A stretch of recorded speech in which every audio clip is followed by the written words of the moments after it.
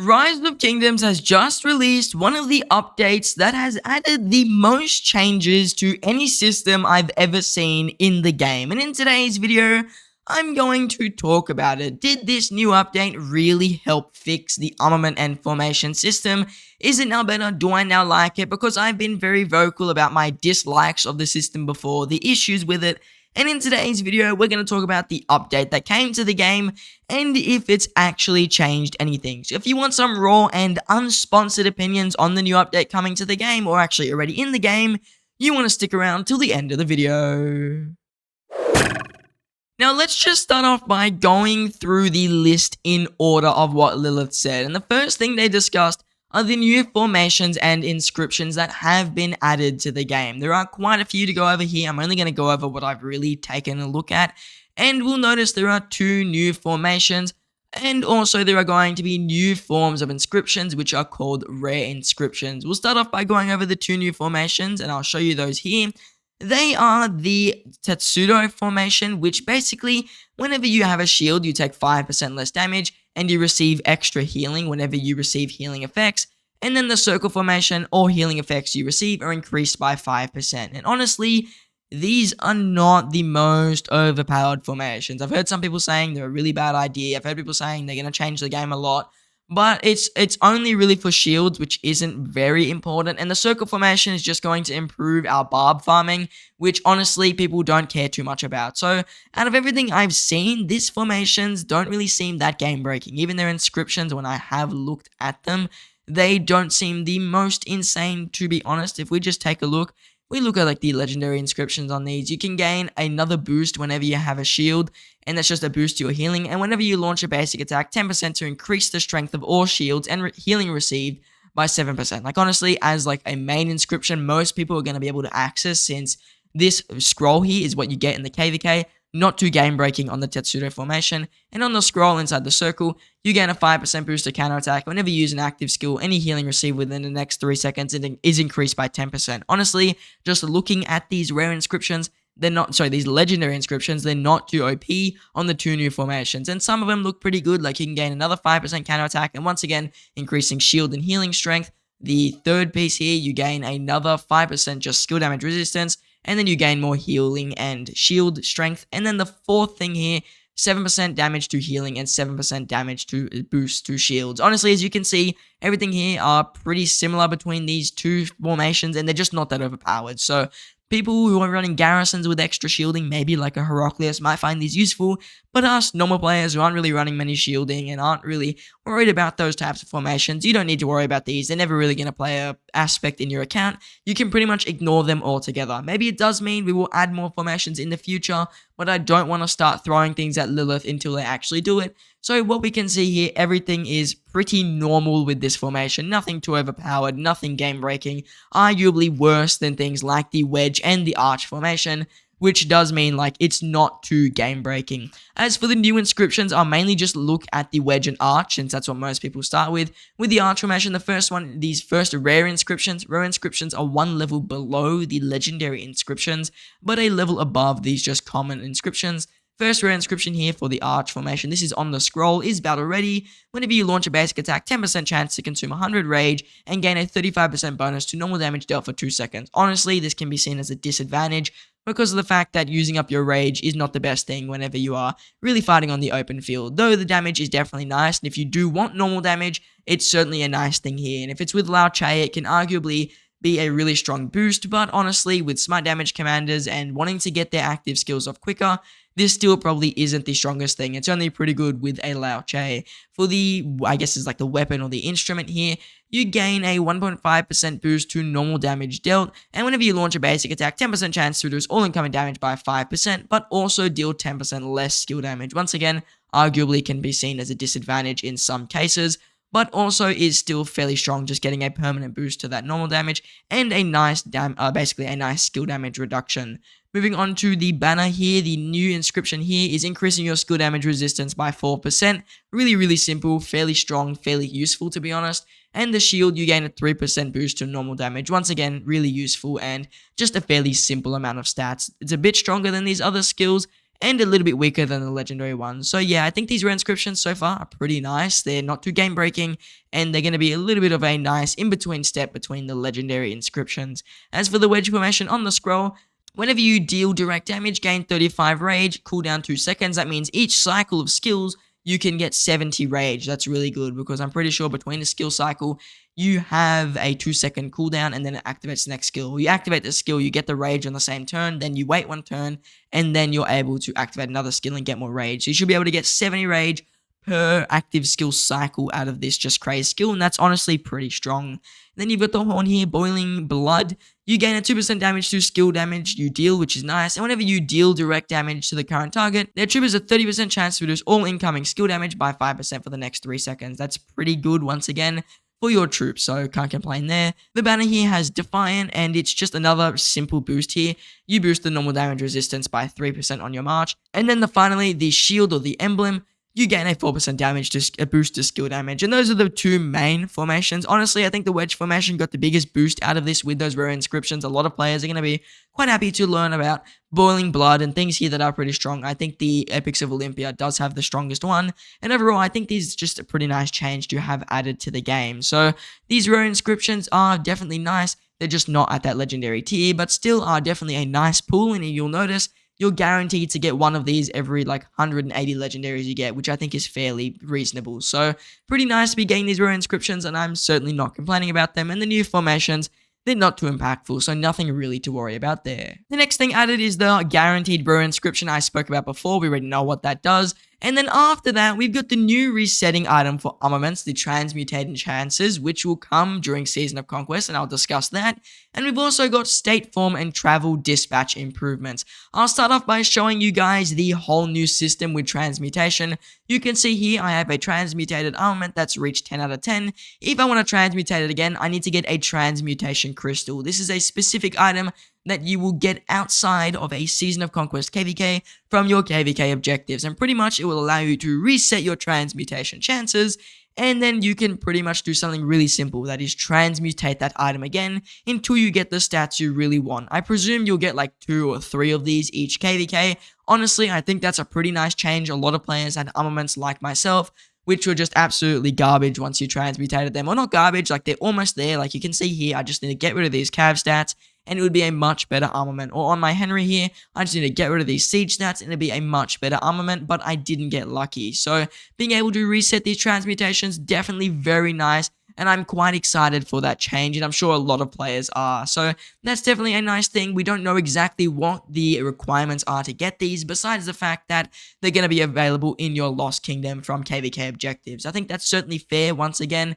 because it's kind of a rarer item. It means it's going to work kind of like equipment. You need to grind it a little bit more, and this item isn't too bad to get is what I'd presume. I don't think they're going to be only available with your 30 million kills. I think stuff like gathering, not really resources, maybe killing barbarians, getting 60,000 honor points, things like that will have these transmutation crystals available, and they're overall just a fairly solid change, to be honest. And I think most players can agree it's a pretty good thing. So now you can get unlimited chances to retry on any armaments. So if you get a legendary inscription, you have infinite chances eventually to get the stats that you want, which is always nice.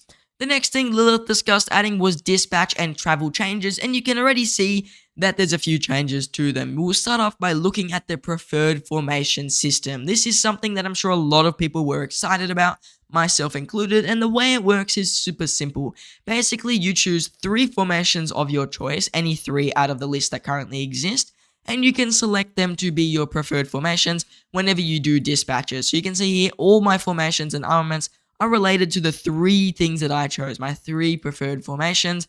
And after you basically set your troops out to gather whatever these items may be, let's say these new, you say I'm going to grab this item here, the Strings of Constantine.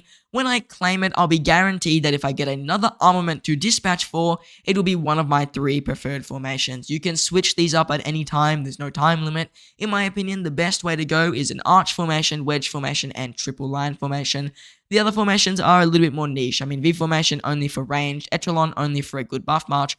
Hollow square could arguably be better than line formation or arch formation, and I may eventually swap that. Line formation is only good for gathering, Tetsudo, and circle. We went over them. So, in my opinion, I think arch, wedge, and triple line or hollow square are just your 2 best or 3 best options, or 4 actually, 4 best options for your main choices. And the same thing goes for your travels. You'll notice right now if I do a travel, that all my preferred formations, A, they will save, and B, I'll be guaranteed to get stuff from that formation. One other thing to consider is that Lilith removed all resources and speed ups from the traveling, which may sound like a bad thing, but it's a really good thing because the speed ups were really, really low and the resource numbers were even lower. So removing it means you're just going to get more armaments. As you can see, I've just gotten a ton of epic armaments in a row, and so far everything I've gotten is an armament. And on top of that, once you reach a basically level of, I think, state form level 25, you'll be guaranteed armaments every single time you travel, as you can't get any of the, basically, I think it's called sigil, or the scripts, what are they called? I think they are called Sage's Testimony. So once you reach, basically, state form level 25, you're guaranteed every single time you travel to get an armament. Whether it be a low quality or a high quality one is definitely up to luck. But second you hit level 25, everything you get out of this is armaments, which is just a nice change because now we'll be able to recycle a lot more things and buy more transmutation stones, more formation choice chests, and eventually more inscription shards and more superior items out of these chests as well. With this update, there has also been a new armament bundle. I'm pretty sure it is the Imperial Armaments bundle, if I'm not mistaken, and the other bundles will just be taken at the shop. If not, they're already gone. So there are 2 or 1 new armament bundles. I'm not too sure 100% which one's which. I'm pretty sure that there are 2. Imperial is the new one and Royal Armaments is a new one. Royal Armaments, I think, resets daily, whereas Imperial Armaments resets once per week. Those are 2 new bundles. I feel they're worth mentioning. I don't know what's on each tier because I'm not rich enough to buy it. But, I mean, if people are spending money, I'm sure that this is going to have better rewards than the old ones. Usually, Lilith doesn't give you bad value for spending money and downgrade the bundles. They're usually an upgrade or they just stay the same. Also, I will mention there are 2 new commanders in the special offer, Amanatory and Gilgamesh. They did come a little bit before the update, but I feel they're kind of just going to be chucked in there with those, like with the update. So there's 2 new commanders that are coming to the game inside of the daily special offer. Obviously, they exist out of there. You can get them both in the Heart's Desire event. You can get them both from the Wheel of Fortune for Gilgamesh and the Mightiest Governor for Amanatory. So they're just 2 new commanders you can get access to. Not really game changing. I mean, both commanders here are kind of outdated and have their own issues with the current meta, but honestly, it's just nice to have the option to get these commanders if you so wanted. Other than that, there haven't been any other major changes to the shop, and I've pretty much discussed all the armament and formation changes. The next thing I would like to talk about though is just the new changes to the spring events, or the new events coming and when they're gonna come around. Honestly, I think the time we'll see these spring events is within the next week or so. We'll see them pop up here, and then they'll come around and they'll just start. So we should be able to see these new spring events sometime within the next week, and we should be able to actually play them within that next week as well. So now the last thing I would like to talk about with this whole entire new update and all the new stuff that's come to the game is, what do I think of the formation stuff especially? This is probably the most important things they've added, and overall my opinions are positive. That's actually a good thing because usually with Lilith, I have a negative opinion, and like I said, I'm not sponsored, so I say whatever I really feel, and the circle formation and the Tetsudo formation are not really game breaking. I'm sure most people can agree to that, and all the changes added are relatively positive. I told you about all the dispatch and travel changes. They're really good. I mean, being able to access a lot more armaments from removing pretty much useless items from traveling, and also being able to choose which formations you want allows you to specify your account a little bit more, which once again is a strong thing. And the same thing with dispatches, most people can agree.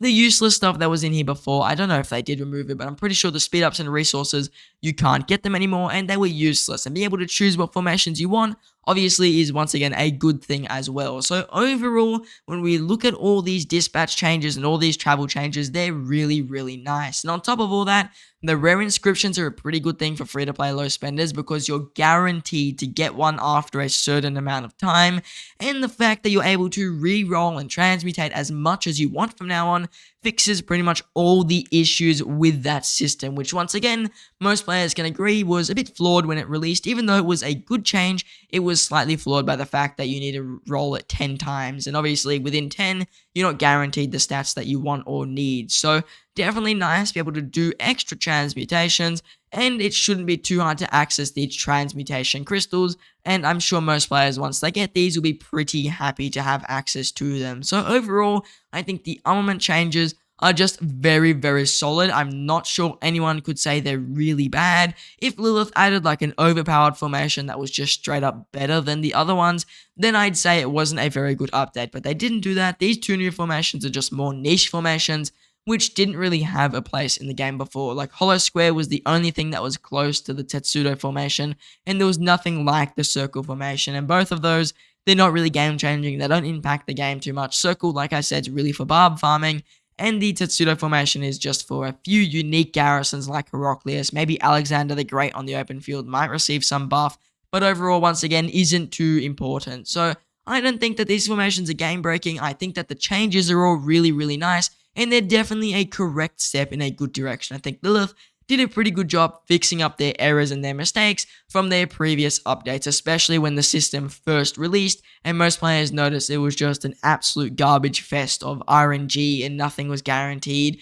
and even once they first added transmutations, it was once again like that. So overall, I think all these changes are fairly good, and there's nothing in here I'd say is a standout bad change. They're all very solid and very decent. So now that we've made it to the end of today's video, I just want to ask you guys to subscribe to the channel. I try to push out as much basically videos on my opinion on updates as possible. I'm not sponsored by Rise of Kingdoms. I probably never will be sponsored by them, and that means every single bit of advice I give you guys is 100% genuine to what I believe has actually come to the game. So if you're interested in new updates, if you're interested in guides to get the most value for your account, and you just want pure, true information, then consider subscribing to my channel. It really does support me. It really does allow me to make these videos. And to everyone who just subscribed, a massive thank you. And to all the people who subscribed before, a massive thank you to you as well. Now, I just want to say thank you all for watching, and I hope to see you in the next one.